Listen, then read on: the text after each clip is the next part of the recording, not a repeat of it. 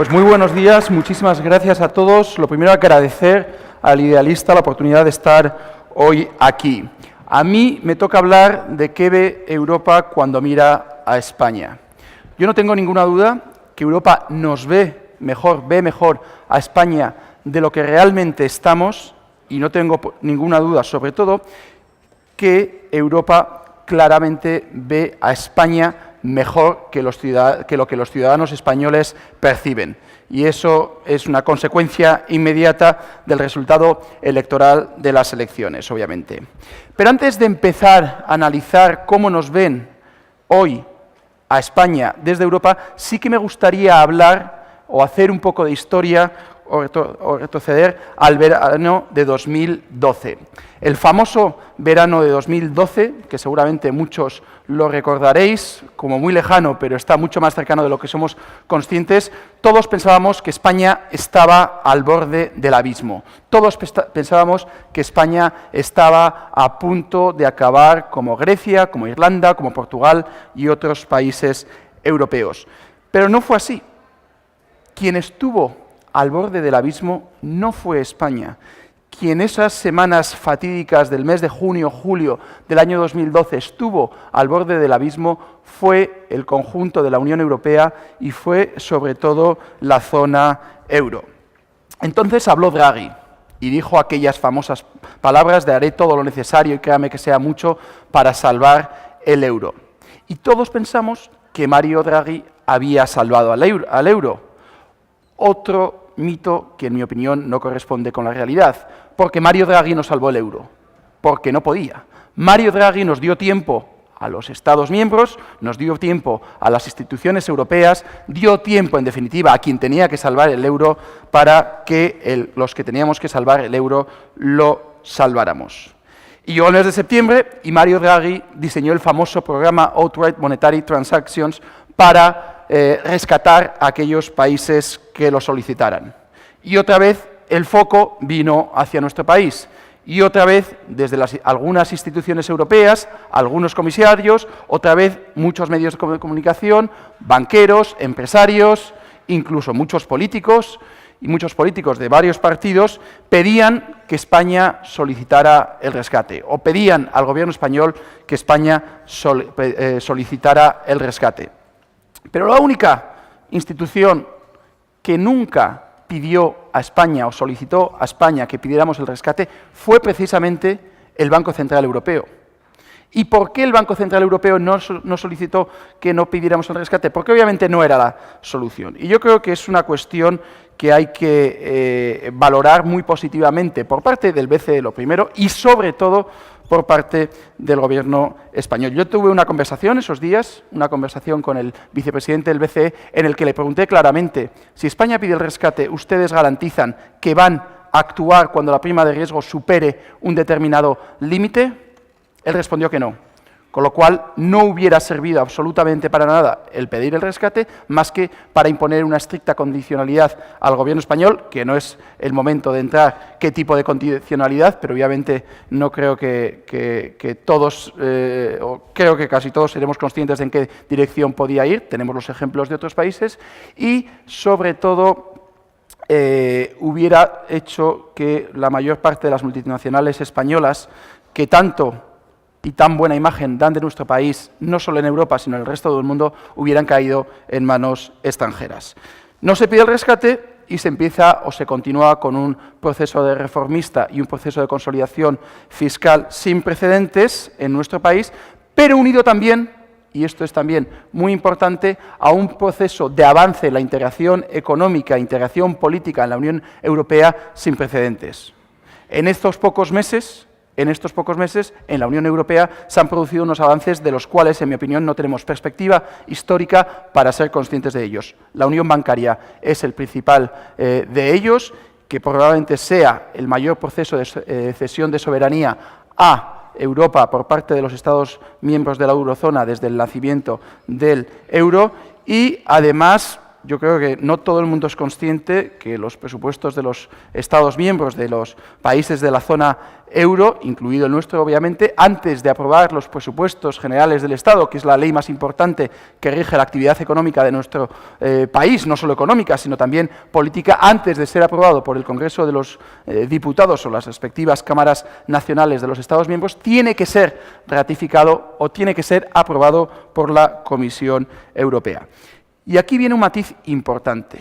De nada hubiera servido que España hubiera hecho las reformas que ha hecho. De nada hubiera servido que España hubiera hecho el proceso de consolidación fiscal que ha emprendido, independientemente que sea con sus aciertos, con sus errores, que debería haber sido más ambicioso o menos ambicioso. Ahí no me quiero centrar en ese debate. Pero de nada hubiera servido para mejorar la imagen de nuestro país, que nosotros hubiéramos emprendido el proceso de reformas y consolidación fiscal que hemos hecho, si no se hubieran producido los avances que se han producido en cuanto a la integración económica y política en la Unión Europea. Y viceversa, de nada hubiera servido que Europa hubiese avanzado en la integración económica si España no hubiera hecho los deberes en cuanto a reformas y consolidación fiscal. E insisto, y no quiero entrar en el debate de si todas son acertadas o no,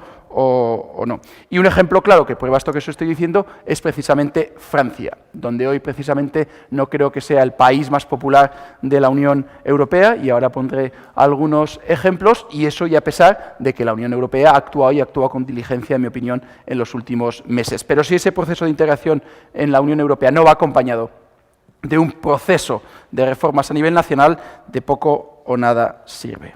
Por tanto, partimos de una situación francamente difícil, donde España se le demanda que pida o solicite un rescate al Banco Central Europeo, y de repente se produce un punto de inflexión. Os contaré cuándo yo soy consciente de ese punto de inflexión. En enero de 2013, en la primera sesión plenaria del año, yo, al apellidarme Zalba, estoy en el gallinero del Parlamento Europeo, donde entran todos los comisarios al entrar al hemiciclo. Me encuentro con el vicepresidente de Asuntos Económicos, el comisario Olli Rehn, nos felicitamos el año y tenemos una breve charla. Le veo extraordinariamente optimista, no solo con Europa, pero sobre todo con España.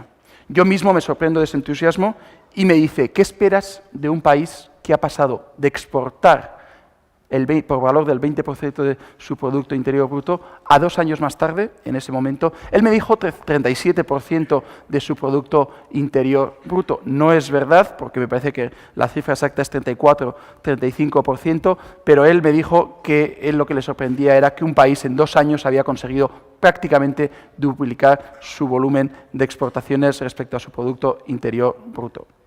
Palabras textuales del vicepresidente Olli Rehn: Alemania hizo este proceso en 6 años. Yo ahí empecé a darme cuenta que, sin darnos ni siquiera cuenta nosotros en nuestro país, la imagen de España estaba cambiando.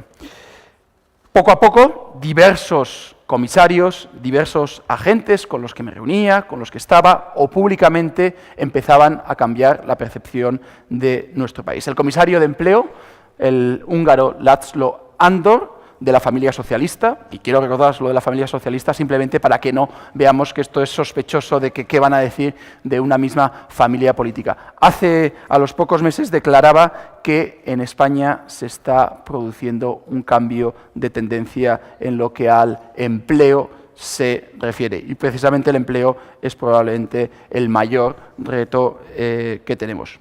El ministro Guindos, dentro de lo que se llama el semestre europeo, donde se enmarca la aprobación de los presupuestos generales del Estado por parte de la Comisión Europea, pues los diferentes miembros ministros del Eurogrupo tienen que venir a la Comisión de Economía del Parlamento Europeo de alguna manera a debatir con los diputados las diferentes políticas económicas nacionales. Pues el ministro Guindos vino hace aproximadamente año y medio, donde a pesar de la situación de la sensación de solvencia que puedo transmitir, obviamente el ambiente con los diferentes eurodiputados de diferentes partidos no era el más, digamos, caluroso. Unos meses más tarde, hace 6 meses, vuelvo al Parlamento Europeo y se produce algo inédito que yo no había visto en los 5 años que llevo de diputado en el Parlamento Europeo.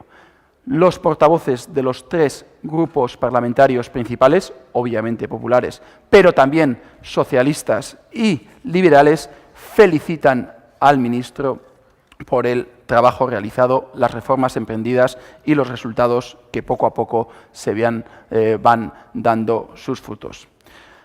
Unos meses más tarde, 2 meses más tarde, aproximadamente hace 4 meses, viene el director general del Mecanismo Europeo de Estabilidad, el alemán Klaus Regling. El alemán Klaus Regling dice que España está sentando las bases para ser el motor económico de la Unión Europea en 5 años. Lo dijo con total convicción, pero nos envió un mensaje a España. El mensaje que que quería decir con sus palabras, no era un mensaje dirigido a nuestro país, era un mensaje sobre todo dirigido a su país de origen, a Alemania. Porque, obviamente, hoy, y os puedo asegurar que así es, España ha dejado de ser un problema en la Unión Europea y ahora preocupan otros países e incluso hay más dudas sobre el futuro de Alemania por según el señor Regling, la ausencia de reformas que están haciendo que respecto a España. Con el señor Draghi también tuve una conversación interesante. Cada vez que viene al Parlamento Europeo, yo insisto en la necesidad de solucionar el mayor reto que tiene la economía española, en mi opinión, en los próximos meses, y es que el crédito fluya. Eso, en mi opinión, tiene una solución eminentemente europea y, sobre todo, tiene una solución que debe venir del Banco Central Europeo. Ante mi insistencia, cada vez que Mario Draghi viene al Parlamento Europeo sobre la necesidad de solucionar un problema, yo creo que ya cansado de mi pesadez e insistencia, me dijo: no os quejéis, en España están saliendo las cosas francamente bien, sois un ejemplo y no podemos, de alguna manera, ya hemos hecho mucho y no podemos seguir solucionando. Le dije que no vivía la realidad española, que cualquiera que visitara una pyme española sabía a los problemas de liquidez que se enfrentaba, y es verdad que al final me miró y me dijo: acuérdate que soy italiano. Por lo tanto, cuanto menos era consciente. Y quiero concluir. Si hay un sector que demuestra que la imagen de España es francamente positiva en la Unión Europea, y es un sector que, lo siento, pero no tiene nada que ver con el que hoy nos une aquí, es el sector automoción. El sector automoción, si leéis hoy un periódico de tirada nacional, El Mundo, dice, refleja unas declaraciones del presidente de Ford, donde dice que Europa se enfrenta a un problema de sobrecapacidad, un problema en el que sobran plantas de automoción, sobra capacidad y, en definitiva, sobran puestos de trabajo. En ese contexto en el que la Unión Europea tiene un problema de sobrecapacidad, España no deja de aumentar capacidad mes tras mes. Ford cierra una planta en Valencia y la traslada su producción a su fábrica.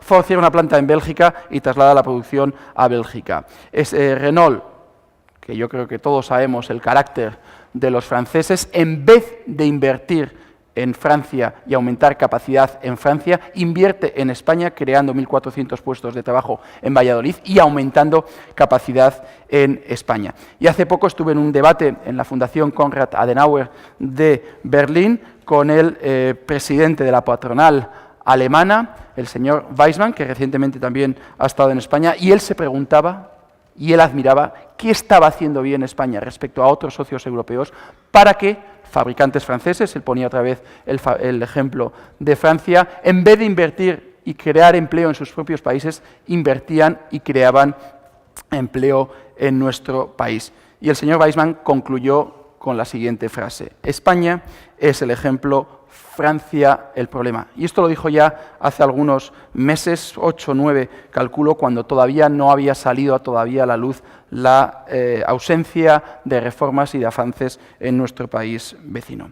Conclusión: yo creo que nos ven mejor de lo que realmente estamos, sobre todo porque tenemos una tasa altísima de desempleo, y es algo que hay que darle una solución, y hay que darle una solución a corto plazo, que nos ven mucho mejor de lo que los españoles nos vemos a nosotros mismos, pero que esta visión optimista que hoy existe en la Unión Europea de España no debe permitirnos cejar en el empeño de seguir avanzando en las reformas a nivel europeo.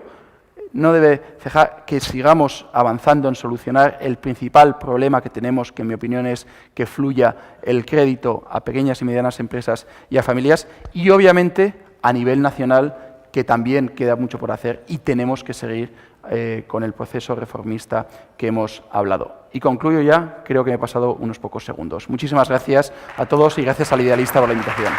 Gracias, Pablo. No, a tiempo, justo a tiempo. Gracias.